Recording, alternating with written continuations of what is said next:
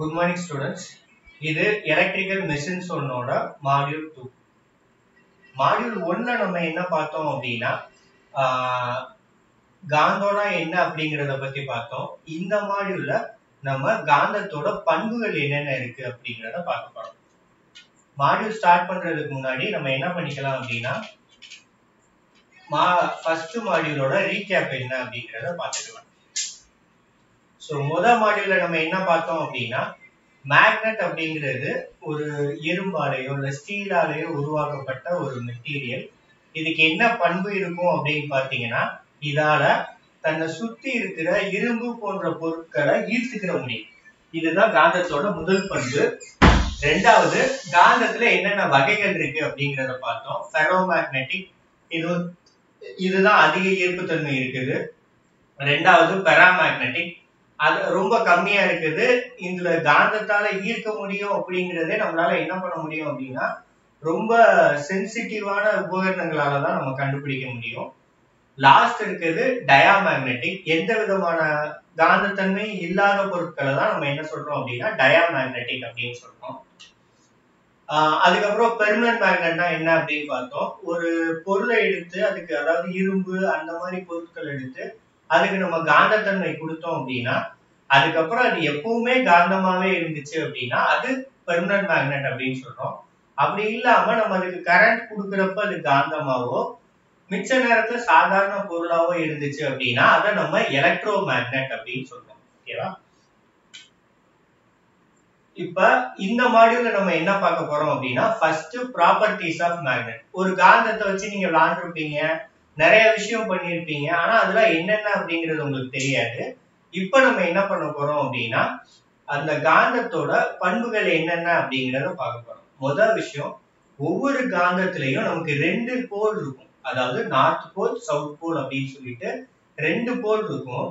இந்த ரெண்டும் சேமா இருந்துச்சு அப்படின்னா ஒண்ணு எதிர்க்கும். அதாவது கீழே நீங்க படத்துல பாத்தீங்கன்னா தெரியும், நார்த் போல் சவுத் போல்னு ரெண்டு இதை வச்சிருக்காங்க. இதுல நீங்க பாத்தீங்க அப்படின்னா நார்த்தையும் சவுத்தையும் பக்கத்துல வச்சிருக்காங்க. இப்ப எனக்கு என்ன ஆகும் அப்படின்னு பாத்தீங்கன்னா இது அன்லைக் போல்ஸ் அப்படின்னு சொல்றாங்க. அதாவது மாறுபட்ட போல்கள், மாறுபட்ட துருவங்கள் அப்படின்னு நம்ம சொல்லலாம். நார்த்தும் சவுத்தும் இந்த மாதிரி வெவ்வேறு துருவத்தை பக்கத்துல கொண்டு போனோம் அப்படின்னா அது ஒண்ணு இருக்கும். அடுத்து இதுல பாத்தீங்க அப்படின்னா ஒத்த துருவம் நார்த்தும் நான் பக்கத்துல கொண்டு போறேன். அப்ப எனக்கு என்ன பண்ணும் அப்படின்னா ஒண்ணு விளக்கும். நீங்க ரெண்டு காந்தத்தை வச்சு விளாண்டீங்க அப்படின்னாலே உங்களுக்கு தெரிஞ்சிருக்கும். ஒரு சைடு போனா தள்ளி விடும், ஒரு சைடு போனா ஈர்க்கும். அதுக்கான காரணம் உங்களுக்கு இப்ப தெரிஞ்சிருக்கும்னு நினைக்கிறேன். இது எதை பொறுத்து அப்படின்னா நார்த் சவுத் அப்படிங்கறது பொறுத்து. சரி சார், இப்ப இந்த காந்தம் இருக்குது, இந்த சைடு நார்த் இருக்குது, இந்த சைடு சவுத் இருக்குது, நான் நடுவுல இதை ரெண்டா உடைச்சேன்னா எனக்கு என்ன ஆகும் அப்படின்னு சொல்லி நீங்க கேட்பீங்க. அப்ப நடுவுல இருக்குது இந்த இடத்துல போல்ஸே இருக்காதா அப்படிங்கிற டவுட் உங்களுக்கு வரும். அப்படி கிடையாது. நீங்க நடுவுல அதை உடைச்சீங்க அப்படின்னா இதுவும் தனி மேக்னெட்டா மாறி அதுலயும் ஒரு நார்த் போல் ஒரு சவுத் போல் இருக்கும். இதுல தனியா ஒரு நார்த் போல் சவுத் போல் இருக்கும். சோ இது ஒரு முக்கியமான பண்பு. அடுத்து நீங்க பாக்குறது என்ன அப்படின்னு பாத்தீங்கன்னா இந்த பூமி, நம்மளோட பூமியே என்ன இருக்கும் அப்படின்னா ஒரு பெரிய காந்தம் மாதிரிதான் இருக்கும். அந்த பூமியில இருக்க நார்த் போல் சவுத் போல், அதாவது நம்ம வட திசை தென் திசைன்னு சொல்றோம் இல்லையா, அதுவே ஒரு காந்தம் மாதிரிதான் இருக்கும். அதனால நம்மளால என்ன பண்ண முடியும் அப்படின்னா ஒரு காந்தத்தை வச்சு ஈஸியா திசையை தெரிஞ்சுக்கிற முடியும். ஒரு காந்தத்தோட நார்த் போல் எப்பவுமே பூமியோட சவுத் போலை நோக்கிதான் இருக்கும். காந்தத்தை முதல்ல இதுக்குதான் பயன்படுத்துறாங்க. அதாவது என்ன அப்படின்னு பாத்தீங்கன்னா திசை காட்டுறதுக்காக தான் ஃபர்ஸ்ட் இந்த காந்தத்தை இந்த உலகத்துல பயன்படுத்தினாங்க. இப்போ நீங்க பாக்குறது ஒரு பெர்மனன்ட் மேக்னெட் நம்ம லேப்ல இருக்குது. இந்த காந்தத்துல பாத்தீங்க அப்படின்னா ரெண்டு காந்தம் இருக்குது. இதுல என்ன இருக்கு அப்படின்னு பாத்தீங்கன்னா ஒரு டாட் இருக்கும். இந்த டாட் எதை குறிக்குது அப்படின்னு பாத்தீங்கன்னா நார்த் போல குறிக்குது. டாட் இல்லாத பக்கம் என்னவா இருக்கும் அப்படின்னா சவுத் போல் அப்படின்னு சொல்லி இருக்குது. இப்ப நம்ம என்ன பண்ண போறோம் அப்படின்னா ஒத்த துருவத்தை ஈர்க்குது எதிர்க்குது அப்படின்னு சொல்றோம் இல்லையா, அது நிஜமாவே நடக்குதா அப்படிங்கறத நம்ம செக் பண்ணி பார்க்க போறோம். இப்ப பாத்தீங்க அப்படின்னா ரெண்டு மேக்னெட் இருக்குது. ரெண்டுலயும் நார்த் போல நான் பக்கத்துல கொண்டு வரும்போது அது என்ன பண்ணுது அப்படின்னா தள்ளி விடுது. தள்ளி விட்டுட்டு அகைன் என்ன பண்ணுதுன்னா அதோட இன்னொரு பக்கம் இருக்க சவுத் போல அது என்ன பண்ணுது அப்படின்னா அட்ராக்ட் பண்ணுது. இப்போ நான் ஆப்போசிட் போல் வைக்கிறப்ப என்ன ஆகுது அப்படின்னு பாத்தீங்கன்னா இது அட்ராக்ட் ஆகுது அப்படிங்கிறத பாப்பீங்க. ஸோ உங்ககிட்ட ஒரு காந்தம் இருந்துச்சு அப்படின்னா கூட நீங்க இதை வச்சு ட்ரை பண்ணி பார்க்கலாம். இப்போ ஆப்போசிட் போல் வைக்கிறப்ப ஈஸியா இதாயிடும். இப்போ அடுத்து நம்ம என்ன பார்க்க போறோம் அப்படின்னா, இந்த காந்தத்தை நான் தொங்க விட்டுருக்கேன். நார்த் போல் இருக்குது. நார்மலா நார்த் போல் வந்து சவுத் டைரக்ஷனை நோக்கி இருக்குது.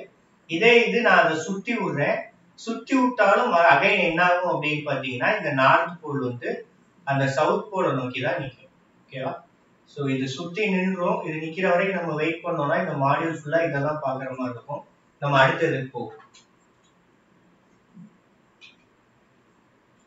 அடுத்து நம்ம பாக்குறது வந்து என்ன அப்படின்னு பாத்தீங்கன்னா, மேக்னெட்டோட குவான்டிட்டிஸ் இல்லைன்னா தரவுகள் பண்புகள் அப்படின்னு சொல்லுவாங்க. மேக்னெட்ல என்னென்ன இருக்குது அப்படின்னு.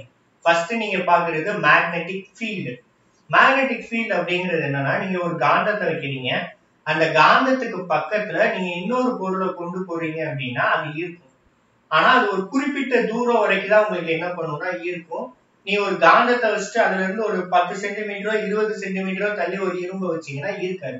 ஏன் அப்படின்னு பாத்தீங்கன்னா, ஒரு காந்தத்தை சுத்தி வந்து ஒரு குறிப்பிட்ட பகுதிக்குள்ளதான் எனக்கு என்ன பண்ண முடியும்னா ஈர்க்கும். அந்த ஏரியாவை தான் நம்ம என்ன சொல்றோம் அப்படின்னா மேக்னெட்டிக் ஃபீல்டு அப்படின்னு சொல்றோம். ஒரு காந்தத்தால எந்த குறிப்பிட்ட பகுதிக்குள்ள இதை ஈர்க்க முடியுமோ அததான் மேக்னெட்டிக் ஃபீல்டு அப்படின்னு சொல்லுவோம். அடுத்து மேக்னெட்டிக் ஃப்ளெக்ஸ் அப்படின்னு சொல்றாங்க. இந்த ஃப்ளெக்ஸ்ங்கிறது என்னன்னா, நீங்க கீழே இருக்க இமேஜ்ல பார்க்கலாம். காந்தத்தை சுத்தி ஒரு கோடு இருக்கிற மாதிரி காமிச்சிருப்பாங்க. இததான் மேக்னெட்டிக் ஃப்ளெக்ஸ் அப்படின்னு சொல்றாங்க. இந்த ஃப்ளெக்ஸ் எதை பொறுத்து எப்படி இருக்கும் அப்படின்னு பாத்தீங்கன்னா, இந்த ஃப்ளெக்ஸ் இருக்க ஏரியா வரைக்கும் தான் மேக்னெட்டிக் ஃபீல்டு. அதாவது எந்த அளவு மேக்னெட்டிக் ஃபீல்டு இருக்குதோ அவ்வளவு தூரம் வரைக்கும் என்ன இருக்கும்னா அதுக்குள்ள இந்த ஃப்ளெக்ஸ் லைன்ஸ் இருக்கும். இதுதான் காந்தத்தை பிடிச்சு இருக்கிற ஒரு எலாஸ்டிக் பேண்ட் மாதிரி இருக்கும். ரப்பர் பேண்டுக்குள்ள நீங்க இழுத்து அதுக்கு நடுவுல ஏதாச்சும் வச்சீங்கன்னா உங்க பக்கத்துல இழுக்குது இல்லையா, அதே மாதிரி இந்த ஃப்ளெக்ஸ் லைனும் இருக்கும். என்ன சார் சொல்றீங்க, நான் காந்தத்தை நிறைய தடவை வச்சு விளாண்டுருக்கேன் ஆனா இந்த மாதிரி ஃப்ளெக்ஸ் லைனை நான் பார்த்ததே இல்லை அப்படின்னா, இந்த ஃப்ளெக்ஸ் லைனை நீங்க பாக்குறதுக்கு உங்களுக்கு வந்து என்ன தேவை அப்படின்னு பாத்தீங்கன்னா இரும்பு தூள் வந்து தேவை. ஸோ இப்ப நான் கீழே காந்தம் வச்சிருக்கேன். இந்த காந்தத்தை சுத்தி நான் இதை போடுறப்ப எனக்கு என்ன ஆகுது அப்படின்னா அந்த ஃப்ளெக்ஸ் லைன் வந்து என்ன ஆக ஆரம்பிக்கும் அப்படின்னா தெரிய ஆரம்பிக்கும். ஸோ மைக் என்ன ஆக ஆரம்பிக்கும்னா ஃப்ளெக்ஸ் லைன் தெரிஞ்சிருக்கும். ஸோ நீங்களும் என்ன பண்ணுங்க அப்படின்னா, உங்க வீட்டுல காந்தம் இருக்குது அப்படின்னா இந்த மெல்லிசா தெரியுது இல்லையா, இதுதான் ஃப்ளெக்ஸ் லைன் அப்படின்னு சொல்லுவாங்க. நீங்களும் உங்க வீட்டுல காந்தம் இருந்துச்சு அப்படின்னா இந்த மாதிரி இரும்பு தூளை போட்டு ஃப்ளெக்ஸ் லைனை வந்து பார்க்கலாம். சரி, இந்த ஃப்ளெக்ஸ் லைனோட பண்புகள் என்னென்ன அப்படின்னு பாத்தீங்கன்னா, இது எல்லாமே ஒரு க்ளோஸ்டு லூப்பா இருக்கும். எப்படி அப்படின்னு பாத்தீங்கன்னா, நார்த் போல்ல ஆரம்பிச்சு மேக்னெட்டை சுத்தி அது என்ன ஆகும் அப்படின்னா மறுபடியும் சவுத் போல்குள்ள போகும். இந்த ரெண்டு ஃப்ளெக்ஸ் லைனும் என்ன ஆகாது அப்படின்னா ஒண்ணு டச் பண்ணாது, தொடவே தொடாது. இதுதான் அதோட முக்கியமான பண்பு. அதே மாதிரி இது எல்லாம் வந்து என்ன இருக்கும்னா ஒரு ஸ்ட்ரெச்டு எலாஸ்டிக் பேண்ட் மாதிரி இருக்கும். ஒரு ரப்பர் பேண்டை நீங்க இழுத்து வச்சீங்கன்னா அது அதுக்குள்ள இருக்க எல்லாத்தையும் எப்படி ஈர்த்துக்குதோ அதே மாதிரி இதுவும் என்ன பண்ணும்னா அதுக்குள்ள இருக்க இரும்பு அந்த மாதிரி பொருட்களை தனக்குள்ள வந்து என்ன பண்ணிக்கிறோம் அப்படின்னா இழுத்துக்கணும். அப்புறம் இது என்ன ஆகும் அப்படின்னா போலுக்கு, அதாவது அந்த நார்த் போல் சவுத் போல் சொல்றோம் இல்லையா, அதுக்கு இடையில ஃப்ளெக்ஸ் லைன் வந்து அடர்த்தியா இருக்கும். அதனாலதான் அதுக்கு பக்கத்துல நீங்க கொண்டு போறப்ப அது வேகமா வந்து ஈர்த்துக்குது. அடுத்து நம்ம பார்க்க போறது வந்து மேக்னெட்டோ மோட்டிவ் ஃபோர்ஸ். இந்த மேக்னெட்டோ மோட்டிவ் ஃபோர்ஸ் அப்படிங்கிறது என்னன்னா, நீங்க ஒரு மேக்னெட்டை வைக்கிறீங்க, ஒரு காந்தத்தை வைக்கிறீங்க. அந்த காந்தத்துல இருக்க மேக்னெட்டிக் ஃப்ளெக்ஸ் வந்து ஒரு இடத்துல இருந்து இன்னொரு இடத்துக்கு போகணும். அப்படி போச்சு அப்படின்னாதான் அதால அது பக்கத்துல இருக்க பொருட்களை உள்ள இழுத்து கொண்டு வரும். அந்த ஃப்ளெக்ஸ் ஃப்ளோ ஆகுறதுக்கு தேவையான சக்தியை கொடுக்கறது தான் மேக்னெட்டோ மோட்டிவ் ஃபோர்ஸ், MMF அப்படின்னு சொல்லுவாங்க. இது என்ன பண்ணும் அப்படின்னா, எப்படி எலக்ட்ரிக்கல்ல வோல்டேஜ் இருக்குதோ அதே மாதிரி மேக்னெட்டிக் சர்க்யூட்ல ஃப்ளெக்ஸ் போறதுக்கு இதுதான் ரொம்ப முக்கியமான தேவை. அடுத்து இருக்கிறது ஃபீல்ட் இன்டென்சிட்டி. இன்டென்சிட்டி அப்படின்னா என்ன சொல்றது அப்படின்னா அதோட சக்தி எவ்வளவு இருக்குது அப்படிங்கிறது. ஒரு குறிப்பிட்ட ஏரியால the amount of field flux, field force distributed over the length of an electromagnet. அதாவது இது வந்து என்ன அப்படின்னா ஒரு குறிப்பிட்ட ஏரியால எந்த அளவு காந்த விசை இருக்குது அப்படிங்கிறத சொல்றதுதான் ஃபீல்ட் இன்டென்சிட்டி அப்படின்னு சொல்றாங்க. இந்த இன்டென்சிட்டி அதிகமா இருந்துச்சு அப்படின்னா என்னால என்ன பண்ண முடியும் அப்படின்னா என் மேக்னெட்டால அதிக ஃபோர்ஸோட செயல்பட முடியும் அப்படிங்கிறதுதான் ஃபீல்ட் இன்டென்சிட்டி. ஃபீல்ட் இன்டென்சிட்டி அதிகமா இருந்துச்சுன்னா ஃப்ளெக்ஸோட சக்தியும் அதிகமா இருக்கும். அடுத்து இருக்கிறது ஃப்ளக்ஸ் டென்சிட்டி அப்படின்னு சொல்றோம். ஃப்ளக்ஸ் டென்சிட்டி அப்படிங்கிறது என்ன அப்படின்னா ஒரு குறிப்பிட்ட ஏரியால மேக்னெட்டிக் ஃபீல்ட்ல எத்தனை நம்பர் ஆஃப் ஃப்ளக்ஸ் லைன் போகுது அப்படிங்கறது தான் ஃப்ளக்ஸ் டென்சிட்டி அப்படின்னு நம்ம சொல்றோம். அடுத்து நீங்க பாக்குறது ரிலக்டன்ஸ் அப்படின்னு சொல்றாங்க. ரிலக்டன்ஸ் அப்படிங்கிறது என்னன்னா ஒரு எலக்ட்ரிக்கல் சர்க்யூட்ல ரெசிஸ்டன்ஸ் அப்படிங்கிறது நீங்க சர்க்யூட் தியரியில கேட்டிருப்பீங்க. ரெசிஸ்டன்ஸ்ங்கிறது கரண்ட் ஃப்ளோ ஆகுறத தடுக்கிறது, ரிலக்டன்ஸ் அப்படிங்கிறது ஃப்ளக்ஸ் ஃப்ளோ ஆகுறத தடுக்கிறது. ஒரு நான் மேக்னெட்டிக் மெட்டீரியல் எடுத்துக்கிட்டீங்க, ஒரு மரக்கட்டை எடுத்துக்கிட்டீங்கன்னா அந்த மரக்கட்டையில ரிலக்டன்ஸ் வந்து அதிகமா இருக்கும். ஓகேவா? ஒரு மரக்கட்டையில ரிலக்டன்ஸ் அதிகமா இருக்கும், அதனால அதுல ஃப்ளக்ஸ் லைன் போறத தடுக்க முடியும். இதுதான் ரிலக்டன்ஸ் அப்படின்னு சொல்லுவோம். ரிட்டன்டிவிட்டி அப்படிங்கிறது என்னன்னா ஒரு பொருளை இருந்து நான் என்ன பண்றேன் அப்படின்னா காந்தத்தன்மை எடுத்துட்டேன் அப்படின்னா நான் எடுத்ததுக்கு அப்புறமும் அதுல எவ்வளவு காந்தத்தன்மை மிச்சம் இருக்குது, அதால தனக்குள்ள எவ்வளவு காந்தத்தன்மையை தக்க வச்சுக்கிற முடியும் அப்படிங்கிறது தான் ரிட்டன்டிவிட்டி அப்படிங்கிறது. பெர்மியபிலிட்டி அப்படிங்கிறது என்ன அப்படின்னா ஒரு பொருள் இருந்துச்சு அப்படின்னா அந்த பொருளுக்குள்ள ஃப்ளக்ஸ் லைன் எவ்வளவு ஊடுருவ முடியுது அப்படிங்கிறது தான் பெர்மியபிலிட்டி அப்படிங்கிறது. அதாவது இப்போ ஒரு இரும்பை நான் வைக்கிறேன் அப்படின்னா அந்த இரும்பால எந்த அளவு காந்தத்தன்மை ஈர்த்துக்கிற முடியுது அப்படிங்கிறது தான் பெர்மியபிலிட்டி அப்படின்னு சொல்றோம்.